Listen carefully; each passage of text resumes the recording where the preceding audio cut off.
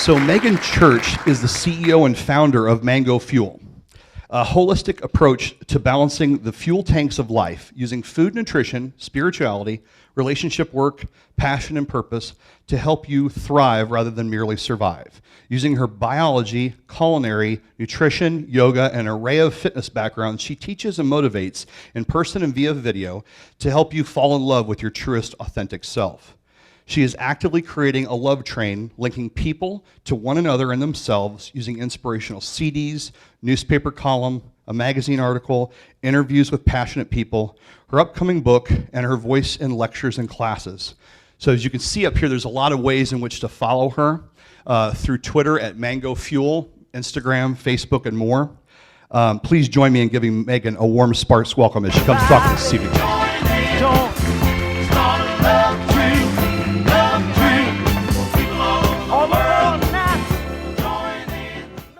Cannot listen to the OJs scream their heart out with a love train and not feel the love, right? It's what this whole event is about, inspiration and feeling something and then going out in the world and sharing it. And that's part of what I do on the day-to-day. But enough about that. Pop Quiz Wednesday. That's right. Get nervous, right? So which of the following do you think is the hardest job in the world? I want to see a show of hands. For A, who thinks the brain surgeon is the hardest thing? Or B, the president? C, a parent? Lots of those. D, an entrepreneur? Or E, none of the above? Those that chose E, you win. But I want to know your reason. No, just kidding. The reason is none of the above because the hardest job in the world is to be exactly who you are.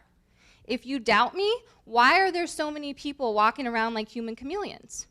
You either are one, you know one, or you've been one. So what's a human chameleon? You walk around, you change according to your environment, you change according to your circumstances, your job, your role.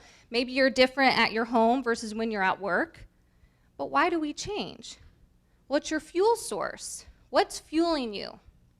Is it fear or is it love? If it's fear, you're going to fall into these comparison traps. And what's a trap do? Think of a mouse trap, right? You set a mouse trap out, you put the little cheese, it tries to get the mouse. What's it do? It baits that mouse, the mouse gets caught, then it gets killed. The same thing with comparison traps. We get stuck in these comparison traps, and it will kill our authenticity.